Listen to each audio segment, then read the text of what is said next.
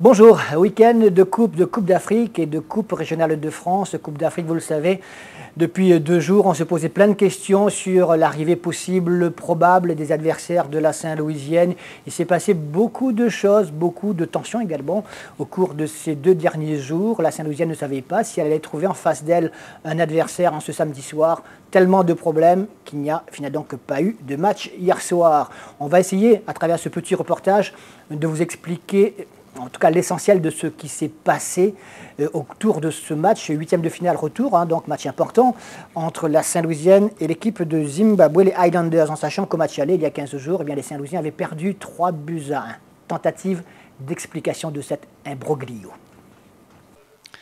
Nous sommes samedi matin au siège de la Ligue à Saint-Pierre. Les arbitres zambiens sont là, les représentants de la Saint-Louisienne également, Daniel Moulson, le délégué CAF de la LRF, et le commissaire du match, le Seychellois William Boniface.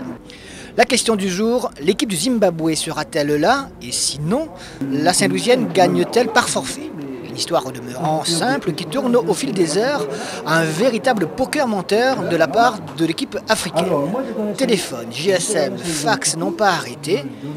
2 heures plus tard, le commissaire n'a toujours pas pris sa décision, tenaillé par une évidente incapacité à déclarer seul le forfait de l'équipe zimbabwéenne. Si on est suspendu à une décision du commissaire, de toute façon c'est lui qui décide, c'est lui, je dirais qu'aujourd'hui la décision appartient à lui seul.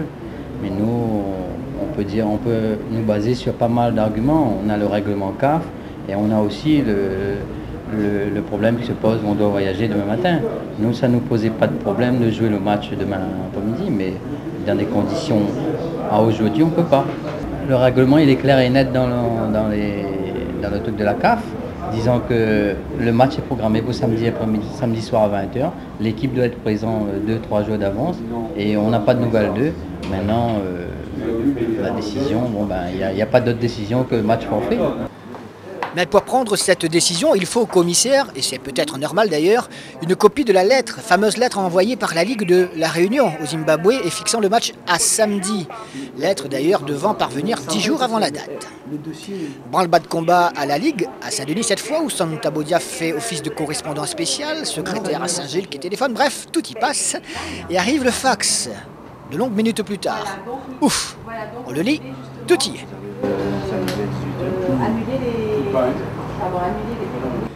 Il est déjà plus de midi, mais il faut maintenant attendre de joindre la Confédération africaine au Caire à 13h30 pour la décision finale de considérer qu'il n'y aura pas de match ni samedi ni dimanche. 13h45, le Zimbabwe au téléphone. Les joueurs seraient en train de prendre l'avion pour venir à la Réunion. Un peu plus tard, ils ont réservé sur Air Austral, vérification faite auprès de la compagnie, rien de cela. Puis, c'est une autre information encore, c'est un vol direct, finalement, qui serait en train de se négocier avec Air Zimbabwe, comme pour un simple taxi, voyons. Et l'équipe sera donc au rendez-vous ce samedi soir, paraît-il. Entre interrogations, stupéfaction, désinformation, ne savait donc plus à quel sein se vouer. Finalement, décision est prise qu'il n'y aura pas de match. Enfin, il est 14h. Pour la suite de l'histoire, 2 questions. Les Highlanders arriveront-ils vraiment ce dimanche ou ce samedi soir à La Réunion pour faire du tourisme? La Saint-Louisienne étant en route, on le sait, pour le Stade de France depuis ce dimanche matin, 7h30. Deuxième question, quelle décision prendra la CAF? Match gagné pour la Saint-Louisienne par forfait, ça semble si évident qu'il faut peut-être d'ailleurs s'en méfier. On n'est peut-être d'ailleurs pas au bout de nos surprises. Et comme Yves et Ève, on se demande bien de plus en plus ce qu'on fait dans cette galère.